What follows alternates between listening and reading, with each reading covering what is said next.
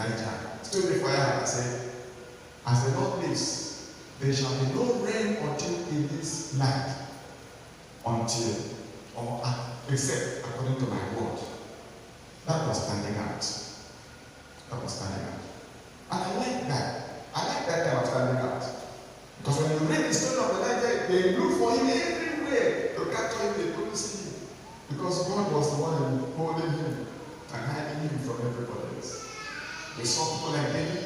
But as I said, there are so many people who stood out for specific things. There are so many of them that I'll just mention because of the time. We'll not take all the ones that we need to take a look at. But I think we should look at the man who we are dealing with, the one who gave us the theme verse for the year. Let's look at him briefly. Book of Daniel. We go to that passage that is written there in Daniel chapter 6, verse 1, but I think we'll go beyond verse 3. Daniel chapter 6.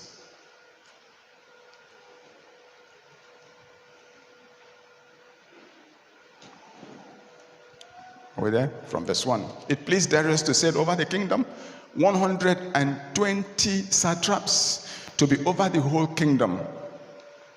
And over these 3 governors, of whom Daniel was one, that the satraps might give account to them, so that the king would suffer no loss. Then this Daniel distinguished himself above the governors and satraps, because an excellent spirit was in him, and the king gave thought to setting him over the whole realm. So the governors and satraps sought to find some charge against Daniel concerning the kingdom, but they could find no charge or fault, because he was faithful, nor was there any error or fault found in him. Then this man said, we shall not find any charge against this man Daniel, unless we find it against him concerning the law of his God. Hallelujah. They searched everywhere, and they looked and looked and looked and looked. In his administrative responsibility, there was no fault. In his financial accountability, there was no fault. In his standing in society, there was no fault. There was nobody who could bring any charge against him. Nobody. And you know, people who were looking for what to do to get this man out, they will do everything. You know, that is what politics is all about. I told somebody the other time, he wanted to contest for election. I said, oh boy, I think I know what I can find faults with you. If I were to be your opponent, I know where I will begin. I know the opponents will go, you know, just during the last election, people went and said that this man who had been governor in Lagos for 4 years was not from Lagos State. He was from, I think, Ekiti State. They brought out his, I think, first school living certificate or something. They say that is where he is from. So he's not qualified to be governor of Lagos State. The person has been governor already for 4 years. That is politics. They will look how to bring you down. There were 120 satraps, or what we say, the people who were heads of the different countries that were ruled from this location. And they said they were governors for satraps are called the leaders of those places. And then out from all these, there were governors, and then there were presidents. 3 selected to oversee the work of these 120. And after they had selected the 120 and selected the 3, Daniel was one of them. But there was something about Daniel that was so much that they wanted to say, okay, after these 3, we will have one man who will oversee the whole lot of this 120 plus 3. And they said, okay, maybe we'll promote Daniel from that level of the 3 and put him above. And then maybe put somebody else as one of the 3. And this Daniel was a captive. I think you remember that, in Babylon. And so to have been put in the first place with the three was an insult to so many of the people. And now to say that we want to promote him above the three was something they couldn't stand. So the intrigues began. Let's see how we can catch him. And they set a trap here. It didn't work. They put people strategically to do certain things. Look for it. Even if you see him when he looked like that at somebody, then we will say he concluded that man was after another man's wife. Didn't. They looked to see whether his accounting, there was an error of 1%. Then they would have said this man has embezzled money. They said there was no fault, no error. I began to ask myself, what was the secret of this man? That he could have this kind of impeccable character in every department of his life. For some of us, they may say, oh, this man, he is this, he is this, he is this. But, I don't know, that's always the case. He said, this man, God, he's all this. You look for him with this. I was in Lokoja some years ago. And they arrested somebody. They were accusing one young man. They accused this young man of so many things, and that he stole money, he did this, and did this. Then his colleagues went and told the people who caught him. They said, if you say that man stole money, we can swear that that man did not steal that money you are trying to accuse him of. But they said, but if you say that man followed somebody's daughter, that one, we cannot be witness.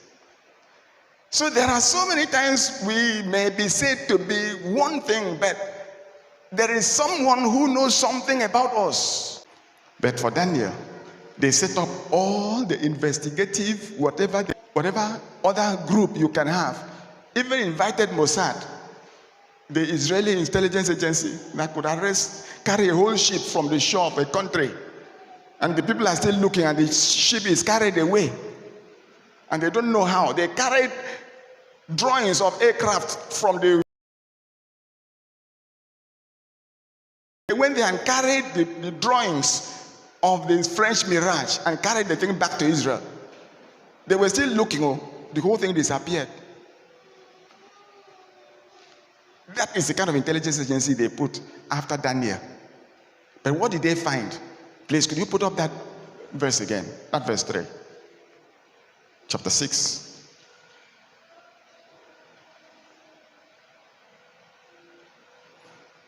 Verse 3. Then this Daniel distinguished himself above the governors and the satraps because an excellent spirit was in him. And the king gave thought to setting him over the whole realm. Verse 4. Let's have verse 4. So the governors and satraps sought to find some charge against Daniel concerning the kingdom, but they could find no charge, no fault, because he was faithful. Nor was there any error. That was very serious. That they couldn't find error or fault. They couldn't find any. What was the secret of this man? What was the secret? We go back to chapter 1 and verse 8. Let's get back to chapter 1 and verse 8. Daniel was a man of purpose. A man of purpose. Chapter 1, verse 8. But Daniel purposed in his heart that he would not defile himself with a portion of the king's delicacies, nor with the wine which they drank. Therefore he requested of the chief of the eunuchs that he might not defile himself. What was wrong with drinking the wine? What was wrong with it? He could tell you, I don't want to drink this one. Can you give me non-alcoholic? But did he ask for that? No, he didn't even ask for that. He didn't even want any of those things at all.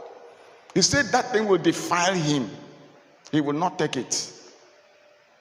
He will not. A man of purpose. And he stood his ground. And all they said, I will not change my mind. Give me vegetables and water. I recall that one time we went to visit a friend, and they brought out wine for us. And I lifted the wine because when I see wine, the first thing I do is lift it. It was 60% proof. You know what that means? It means it has 60% alcohol. When you see that 60%, 70% proof, it is the level of alcohol that is in that wine. But so many of us will say, I don't drink alcohol, but you go and carry wine that has 60%, 70% proof. It means, what is it? Because it's sweet and you think it's no longer alcoholic? It doesn't change. We looked at the bottle and it was 60% proof. He said, sorry, we can't take it. It's alcoholic. He said, no, it's not alcoholic. I said, no. I know it, that it's alcoholic. And the person was feeling a bit angry that I'm refusing something from him. I said, well, that is it. Give me water to drink. He said, how can I give you water in my house? No, not you that I should give water. No. I said, no, in that case, I don't know what to do. Because I will not drink your wine. That wine is contrary to what I know my father would want me to do. I will not drink it. Sorry, sir. I went to another man, he brought this wine, and I said, sorry, sir, it's alcoholic. I won't drink it. He went inside and brought another one, which was less alcoholic than that one. I said, sir, it's still the same thing. It's still written there on the bottle. He said, I don't know what to give you again. I said, give me water, sir. There is a need for us to be able to stand out with a purpose in our hearts that we will not do this because God does not want me to do it. Daniel was a man of absolute obedience to God, was a man of integrity and purity, was a man with excellent spirit. We saw in that place, chapter 6 and verse 3 to 4, he was a man with an excellent spirit. He was steadfast, he was firm, he was resolute when it comes to obedience to God. He was a man who stood boldly in faith. And no law could make him quit praying to God. No law could make him quit praying to God. You know, recently there was a threat. The bandits wrote a letter and left at Khan office and said there should be no church in Zamfara for 3 months. And it was some weeks to Christmas. Pastor Joe, do you know what happened there? I don't know. Whether churches obeyed, but they did not. But they said no, they were not going to obey that kind of instruction. Because they threatened that if they meet any church, they will bomb the church. Daniel, they said no man should pray to God. Daniel laughed. He continued with what he was doing. 3 times a day he will kneel. You know, for the Jews, they had those hours of prayer. There was a time for the morning sacrifice. There was a time for noon. There was a time for evening sacrifice. 3 p.m., 9 a.m., and then noon. And David said, in the morning and evening will I, and at noon. Daniel had that. And there was nobody who was going to stop. No law will stop him from doing so. He didn't stop praying. And he had served God for 80, 90 years. And there was no way you can tell him now to quit. It's like that old church father who said, 90, 80 years, I have known this God. And this God has not failed me before. And is it now that I want to quit? No, I'm not going to quit. They said, okay, burn him. Because the man refused. And they couldn't also burn him. No. They that know their God shall be strong, and they shall stand out. Stand out for purity. Stand out for holiness. Stand out. You know, some years ago, I went to the cashier to make returns. I collected money and I went to make returns to the bursary department where I was working.